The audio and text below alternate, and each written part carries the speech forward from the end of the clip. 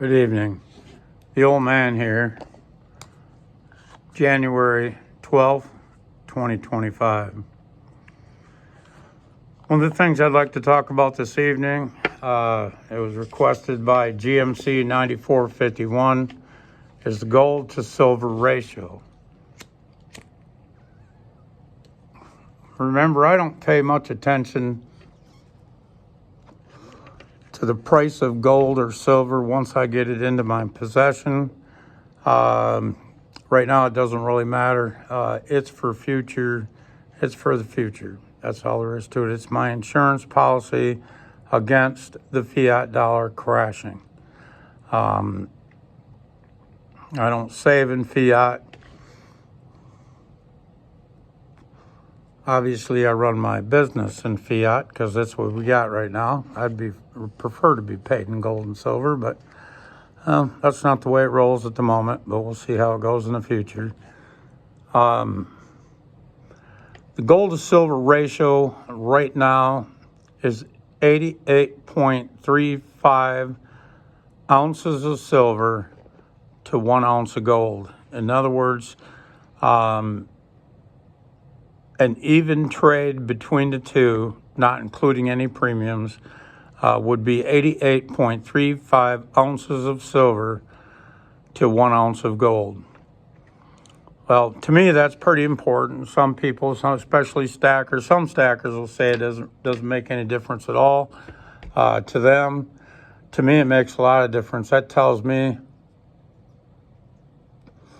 of the two metals, which is the better buy at the moment. The one thing to know is that silver comes out of the ground at 7 ounces to 1 ounce of silver. 7 ounces of silver to 1 ounce of gold.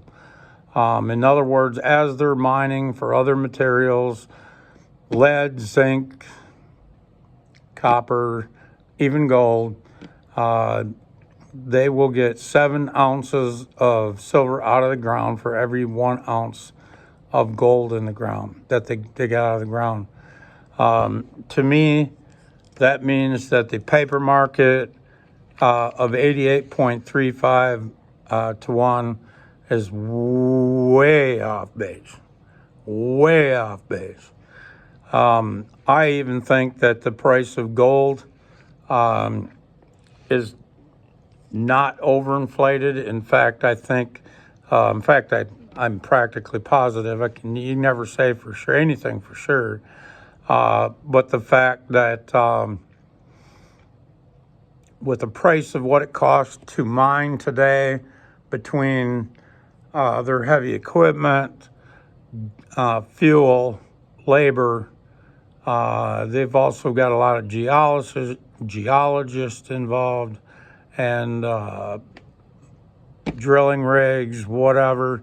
There's so much involved in mining today that I think even the $26.91 an ounce, $2,691 an ounce at the moment is pretty reasonable as compared to what it takes to get an ounce of to get an ounce of gold out of the ground.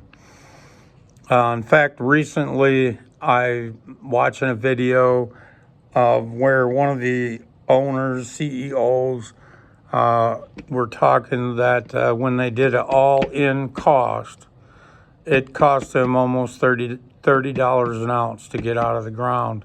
And he says that's pretty common, actually. And that it varies from mine to mine, but somewhere between $28 to $30 an ounce to get it out of the ground right now. Not too long ago, 22, 23, something like that.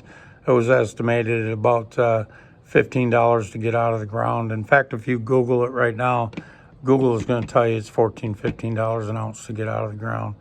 But with inflation and the cost of property and blah, blah, blah, everything involved, everything said and done, it's going to cost you, that costs them approximately $30 an ounce to get out of the ground. And considering that, gold is also difficult to find, you got to move a lot of earth to get an ounce of gold. I believe that 26.91 is also still a pretty decent bargain. It would be interesting to know what the average ounce of gold costs them to get out of the ground, but I got a feeling they're not making a ton of money. And one of the reasons I say that is if the miners were making a ton of money off of these prices compared to what it even was 2-3 years ago, I think your mining stocks would be doing better than they are today. And I think also that your dividends paid by the miners would be better. I don't think their profit margins are that great at the moment. Gold's got to go up significantly, and so does silver.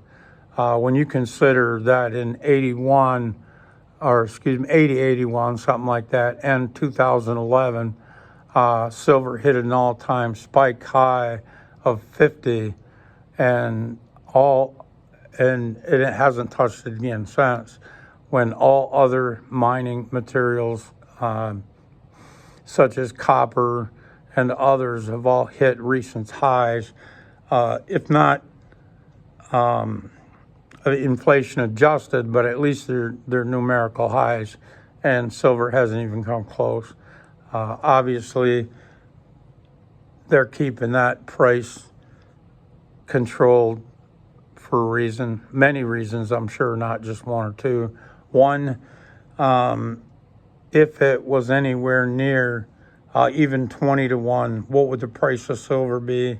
It would make it obvious that the dollar is done. They got to keep the control of silver. The price of gold, I think, makes a lot of consumers it's kind of a shock when they see the price of an ounce of gold, that they think it's out of their reach and that it must be in a bubble, that that's ready to pop. When, in my opinion, that's the farthest thing from the truth. When something there's many ways of telling when something's in a bubble, but one of the sure ways is when everybody's talking about a particular thing like stocks or crypto. When everybody's talking about it, grandma's giving you advice on what crypto you ought to be buying. You know it's in a bubble and she's ready to pop. Same thing with stocks. Everybody's talking about stocks all over the place. And there's all kinds of warning signs that it's in a bubble. But yet consumers don't seem to be paying attention at all. I think the smart money they're getting out. Bezos has sold billions of dollars, a couple $1 billion worth of his stock. Meta or Facebook, I can't think of Zuckerberg sold roughly over the last couple of years a couple $1 billion worth of his stock. Warren Buffett, I now understand, is near $400 billion in cash and waiting for a correction. That's near 4% of the bond market. I think the thing that they should be thinking about, because all the finance people I watch, they're all talking about, the government and or the feds trying to inflate their obligations away, that they'll never default. Never say never. I think that's what we're going to see this time. I think they're going to default on the government debt, and as it crashes or when it crashes and the dust settles, I think you'll find that the Supreme Court, Trump will take it to the Supreme Court, and the Supreme Court will rule that the fiat currency is unconstitutional and that we'll have to go back to gold and silver. There's a few reasons I say that, one of them being the one gal he talked about, she's proposing a government bond that pays.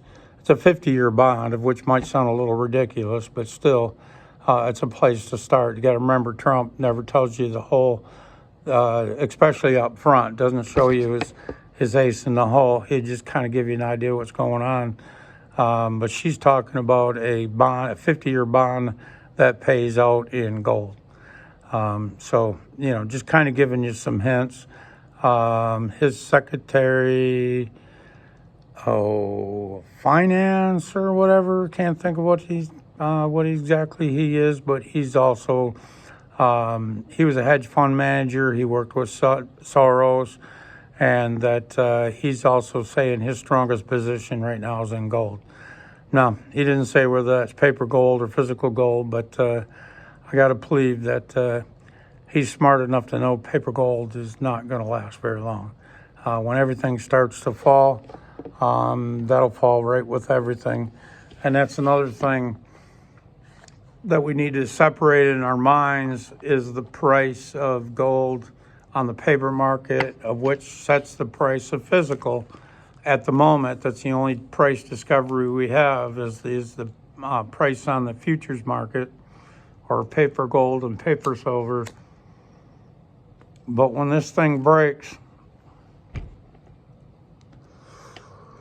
you're going to see, well, some estimate 25% on the market, stock market, or futures market. Gold and silver is going to go down 25% and then rebound. Hey, this is going to be the stock market collapse of all times. I think you're going to see maybe even a 50% drop in gold and silver. But don't panic. It's temporary, and it's in the non-physical market. In other words, the paper market. That's the tail wagging the dog. The important part is to have the silver in your possession at that point. Coming out of this mess, the real price discovery will come out. And what that looks like, who knows? Who really knows what it's going to shape up to be? The only thing to know that if, again, the dollar crashes, and especially if Trump has it, the fiat dollar ruled unconstitutional by the Supreme Court, it will have zero value. And anything that pays out in dollars will have zero value.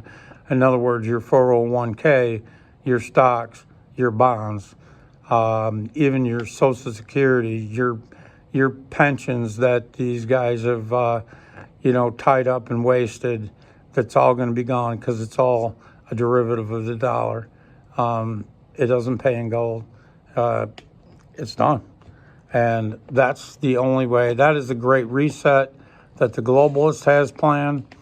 And with that, their minions in power, if that would be, you'd see no real recovery. It would be astronomically bad. It really, really, really would be. With Trump at the helm, we're going to go a different direction. There's no doubt about that. These countries around the world that are still being led by globalists, they're going to suffer a lot before they turn them globalists over. And who knows what that's going to look like, but it's going to be pretty ugly. The French have had some struggles with their government, replaced it, and it's still globalist. So until they get rid of them, they're going to have major problems. Germany's going to have major problems. The Bank of England, or England's going to have major problems. So who knows where all that's going to go. It's going to get pretty ugly, but one of the things to think about is that, in my opinion, this will be the second industrial revolution for the United States. And that's what Trump's talking about when he's talking about getting regulations and bureaucracy out of the way and getting it going. When the rest of the world is a mess and shows no signs of getting better,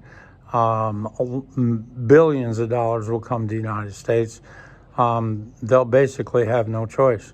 If they stay in their home country, they're just going to lose everything because they're going to want their solution. The global solution is to tax it away, tax your wealth away. If you have no wealth, then they can control you. So, the U.S. will be the safe haven. Same reason why so many immigrants come to the United States in the early 1900s in the first industrial revolution was because it offered a better life. And think of what those people did. I mean, they did a lot to get here. They took a lot by faith, but you got to think of just how bad they had it there and how dismal it looked in order to want to come here so bad and risk everything and start here with nothing, basically. Most of them folks that got here had nothing more than the shirts on their back. So, basically the promised land, if you will. I think you'll see that again. I think you're going to see a new industrial revolution. We will rebuild this country and bring everything back to these shores. We have everything we need here between us and Canada and even South America. So I think that's what you're going to see is the rest of the world just going to be a mess. It'd be interesting. There's no doubt. And there'll be a lot of change, and I know people don't like change, but honestly, the best thing to do is embrace change and hit the ground running, just like Trump. Hit the ground running. Embrace the change. Don't put your head between your legs and kiss your ass goodbye. Embrace the change and get her done. Make her happen. I don't care how old you are. There's always something you can do. It's just the way it is.